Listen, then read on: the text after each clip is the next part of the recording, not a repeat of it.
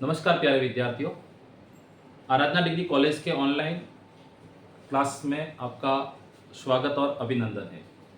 आज हम BA second semester के हिंदी साहित्य से रिलेटिव उन महत्वपूर्ण प्रश्नों के बारे में अध्ययन करेंगे जो आपके आगामी एग्जाम में पूछे जा सकते हैं।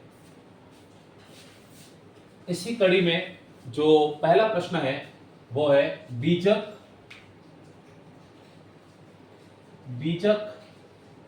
किसकी रचना है। इंपॉर्टेंट क्वेश्चन है ये। तो बीजक है वो संत साहित्य के प्रतिनिधि कवि कबीरदास की रचना है। इसकी रचना है ये कबीरदास की।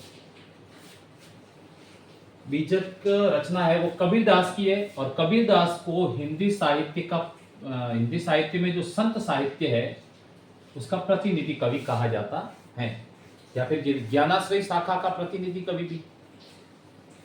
दूसरा प्रश्न है बीजक के संकलनकर्ता कौन है। अब ये रचना है या किसकी रचना है और उसका संकलन किसने किया था। तो यहाँ पे हम रचना की जगह अगर सवाल आ सकता है कि बीजक के परीक्षणकर्ता कौन है, परीक्षणकर्ता, ऐसा सवाल भी आ सकता है। कौन है तो कबीर है, और बीजक किसकी रचना है तो भी कबीर है। और अब आया है सवाल दूसरा है तो बीजक के संकलनकर्ता कौन है। तो बीजक के संकलनकर्ता है वो धर्मदास है। कबीर के शिष्य थे धर्मदास, जिन्होंने कबीर की वाणियों को या फिर कबीर की वाणियों का संकलन किया था बीजक के रूप में। तो संकलनकर्ता अगर पूछा जाता है तो उसका उत्तर होगा धर्मदास, और परीक्षणकर्ता पूछा जाता है बीजक से संबंधित तो उसका उत्तर होगा कबीरदास। बीजक कितने भागों में विभक्त किया गया है, यानी कि बीजक के कुल कितने भाग है। तो बीजक के कुल 3 भाग है। नाम है पहला सबद, दूसरा है साखी, ये वो साक्षी से बना है साखी, और तीसरा है रमेन। इस तरह बीजक के ये तीनों भाग हैं। चौथा सवाल है तुलसीदास की भक्ति भावना कैसी है। अर्थात तुलसीदास ने जो राम को आराध्य मानकर जो भक्ति की थी वो कैसी है। तो इसका आंसर होगा, उत्तर होगा दास्य भाव या फिर स्वामी सेवक का भाव। राम को स्वामी माना है और खुद को उन्होंने राम का सेवक मानते हुए जो भक्ति की है तुलसीदास ने, वो भक्ति है। और इन्होंने अगर ऐसे कहे तो वो दास्य भाव की भक्ति भी कहलाती है। सूरदास की कोई 3 रचनाएं बताइए। 5वां सवाल है कि सूरदास की कोई 3 रचना बताइए। तो सूरदास की कोई 3 रचना है। पहली रचना है साहित्य लहरी, दूसरी रचना है सूर सागर, और तीसरी रचना है सूर सारावली।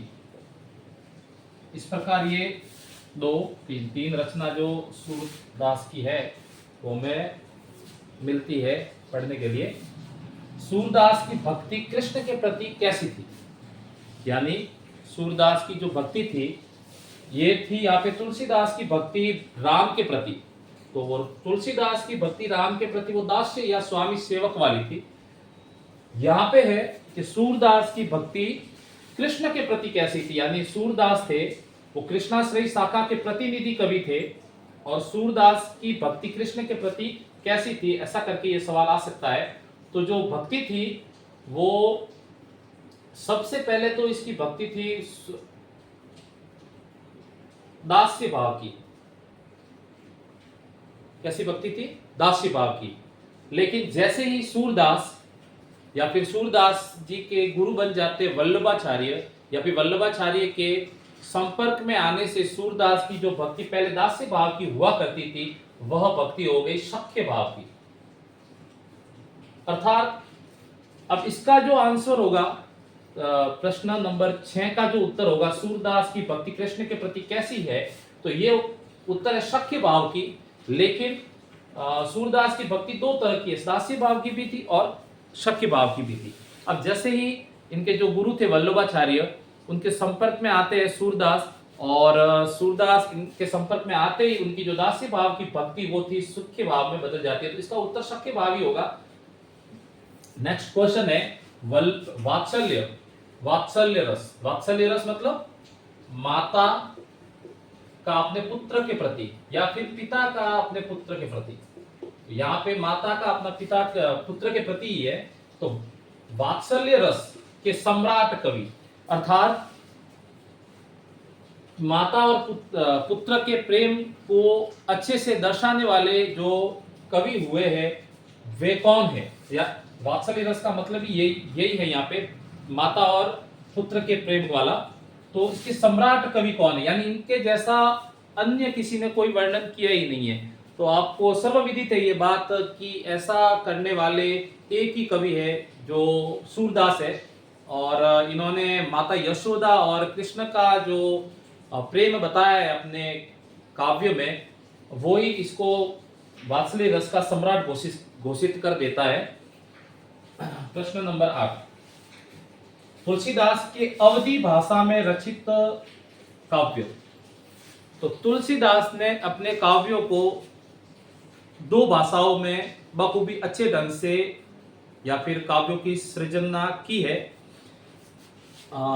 ब्रज भाषा में भी की है इन्होंने और अवधी भाषा में भी की है। तो यहाँ पे जो सवाल इन्होंने पूछा है वो पूछा है अवधी भाषा का। तो अवधी भाषा में रचित तुलसीदास के काव्यों के नाम बताने। इनकी एक छोटी सी ट्रिक है याद करने की अवधी भाषा में तुलसी के काव्यों वाली। तो यहाँ पे मैं लिखता हूं, यहाँ पे मंगल ऊपर लिख देता हूं मैं,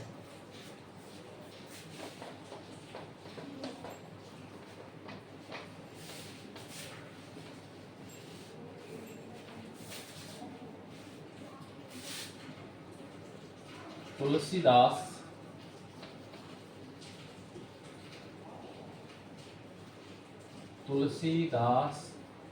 के अवधी भाषा में लिखित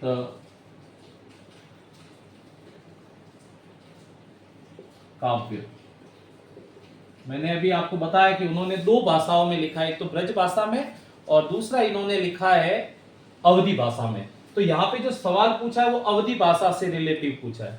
तो अवधी भाषा में जो काव्य है उसका एक छोटा सा ट्रिक है, मंगल मंगल नहाचे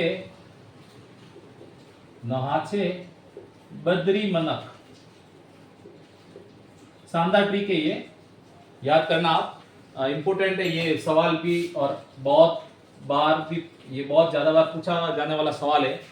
तो पहला जो है 1 2 3 4, मैं 5 काव्यों के नाम बताऊंगा। तो पहला जो काव्य है वह है पार्वती मंगल।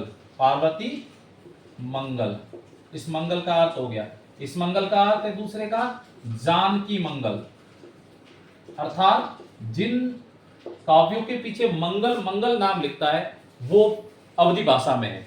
तीसरा जो काव्य है यह है राम राम लल्ला नहचू।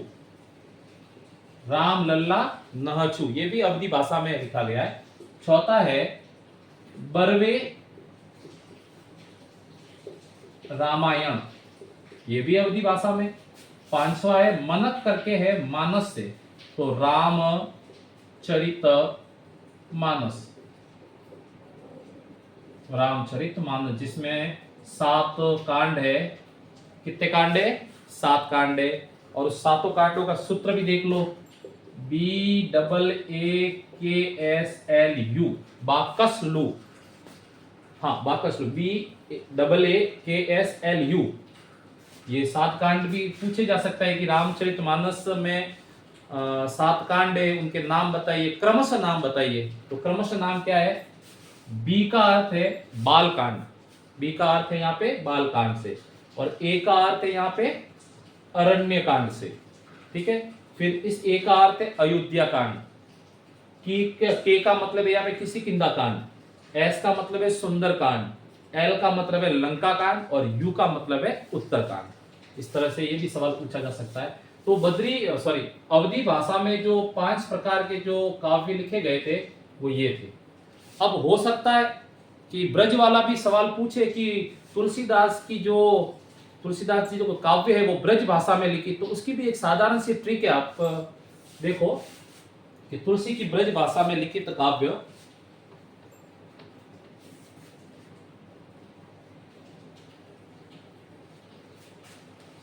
तो तुलसी के ब्रज वाले काव्य, ब्रज भाषा में लिखित तुलसी के काव्य, तुलसीदास के काव्य,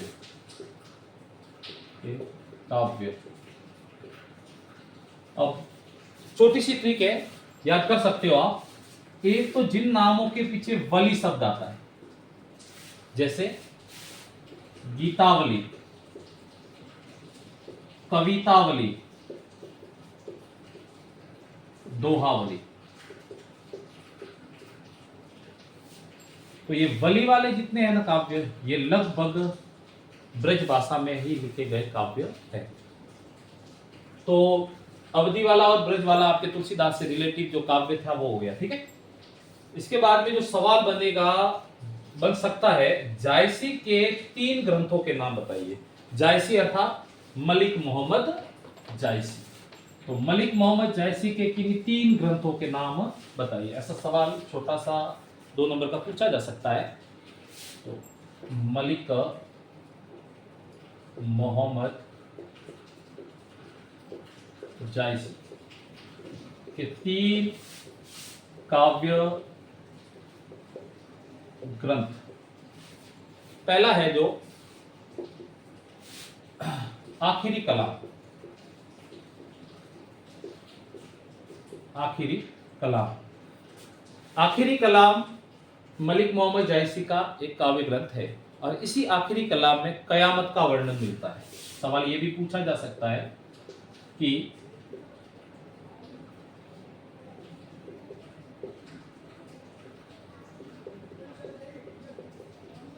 आखिरी कलाम में किसका वर्णन है, तो कयामत का वर्णन है।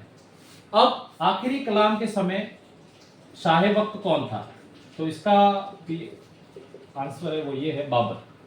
यानी ये जो पुस्तक थी मलिक मोहम्मद जायसी ने बाबर के शासनकाल में लिखी थी, आखिरी कलाम। दूसरा अगर ग्रंथ है तो पद्मावत, ये सबको पता है पद्मावत के बारे में। रानी पद्मावती गंधर्व सेन की पुत्री, सिहल प्रदेश के गंधर्व सेन जो राजा हुए थे उनकी पुत्री का नाम था पद्मावती, और रतन सेन उसको हासिल करने के लिए जाते हैं नागमती को छोड़कर, वही पद्मावत ग्रंथ है। और पद्मावत ग्रंथ में राजा रतन सेन और सिहल प्रदेश का मतलब होता है श्रीलंका, सिहल प्रदेश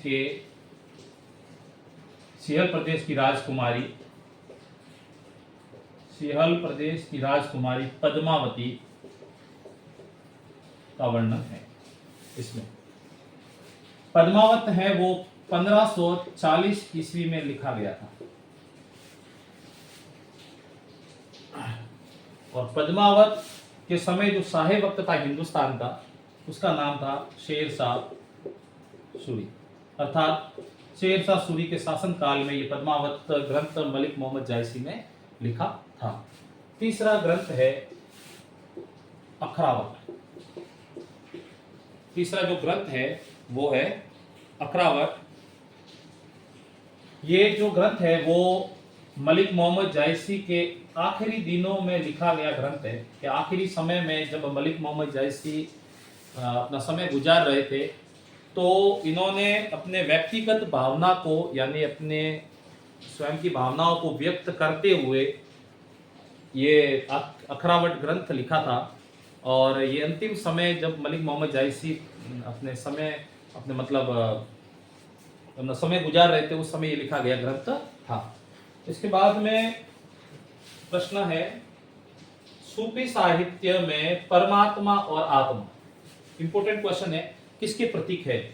सूफी साहित्य और में परमात्मा और आत्मा है वो किसके प्रतीक हैं?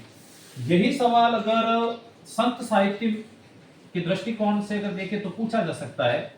तो दोनों को समझ लेते हैं एक बार। इधर है संत काव्य और इधर है सूफी काव्य।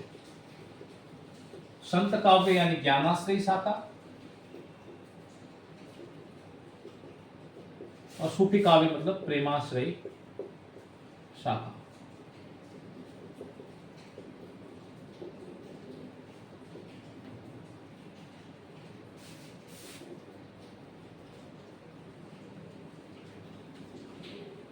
इन्होंने पूछा है सूफी साहित्य में परमात्मा और आत्मा किसका प्रतीक है। पहले हम संत वाला देख लेते हैं एक बार। यहां पे लिखता हूं मैं परमात्मा और यहां लिखता हूं मैं आत्मा। आत्मा है वो संत साहित्य में स्त्री का पुरुष का प्रतीक है। स्त्री का प्रतीक है और ये है परमात्मा है वो पुरुष का प्रतीक है। इसी तरह से इधर उल्टा हो जाएगा। अब मेरे संत साहित्य का लिखने का कारण यही है यहाँ पे कि जब मैं संत साहित्य को इधर समझाऊंगा तो इसका उल्टा हो जाएगा इधर, यानी परमात्मा जो यहाँ पे संत साहित्य में पुरुष का प्रतीक है और आत्मा है वह स्त्री का प्रतीक है, इसी तरह से वह सूफी साहित्य में परमात्मा यहाँ पे स्त्री का प्रतीक हो जाएगी और आत्मा है वो परमात्मा का प्रतीक हो जाएगी। यानी संत साहित्य का उल्टा है वो सूफी साहित्य आत्मा परमात्मा के दृष्टिकोण से देखे तो। अब यहां पे जो स्त्री कौन थी? पद्मावती। तो पद्मावती थी वो परमात्मा का प्रतीक थी और इधर परमात्मा है, यानी परमात्मा कौन? रतन सेन। तो रतन सेन थे वो यहां पे आत्मा के प्रतीक थे। ठीक है, तो ये इसका उत्तर है। सूफी साहित्य में परमात्मा एवं आत्मा किसका प्रतीक है? तो सूफी साहित्य में यहाँ पे प्रेमाश्रयी शाखा में परमात्मा पद्मावती या स्त्री का प्रतीक है, आत्मा रतन सेन या परमात्मा का प्रतीक है।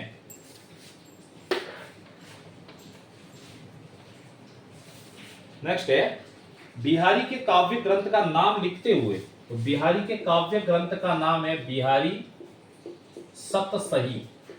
सतसही का मतलब होता है 700। सतसही 700। तो बिहारी सतसही है वो बिहारी के काव्य ग्रंथ का नाम है। और आगे इसने प्रश्न पूछा है कि इस ग्रंथ में कुल कितने दोहे हैं। तो कितने दोहे? तो बिहारी सतसही में एक जगह तो मिलते 713 दोहे और कहीं पे मिलते 719 दोहे। तो इसमें फैक्ट है वो लगभग 713 वाला ही है। तो आप 713 दोहे लिख के आना कि बिहारी सतसही में कुल 713 दोहे मिलते हैं। इसके बाद में सवाल है कि बिहारी किसके आश्रय में या फिर आश्रयदाता में उनके आश्रयदाता कौन थे? बिहारी के आश्रयदाता कौन थे या फिर बिहारी किसके आश्रय में रहे थे? इसका सीधा साधा आंसर है बिहारी थे वो जयपुर नरेश मिर्जा राजा जय सिंह के दरबारी कवि थे, इनके आश्रय में रहे थे। इन्हों को ही वो कहा था नई पराग नई मधुर मधुर नई विकास यह काल अली कली ही सौ बंदियो आगे कौन हवा।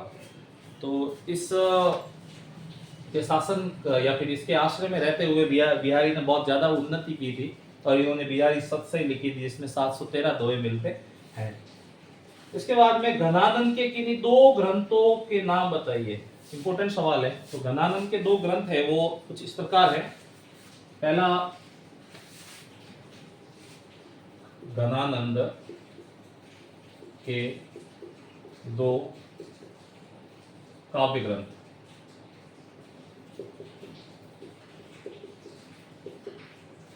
तो घनानंद के जो काव्य ग्रंथ है वो दो है, एक तो है सुजान सागर, सुजान सागर, और दूसरा इसका काव्य ग्रंथ है इश्कलता। दो प्रकार के जो काव्य ग्रंथ इन्होंने लिखे थे, इनके अलावा भी इन्होंने बहुत सारे काव्य ग्रंथ लिखे हैं। नेक्स्ट सवाल है घनानंद की प्रेमिका का नाम बताइए। अब घनानंद की प्रेमिका का नाम था, वो था सुजान। अब ये लोक में तो सुजान है, यह लोक, और परलोक में इसी सुजान को माने तो कृष्ण हो जाता है इसका। तो जो सवाल पूछा जाता है प्रेमिका के संबंधी, तो इसका आंसर सुजान ही रहेगा। आज की क्लास में इतना ही, धन्यवाद।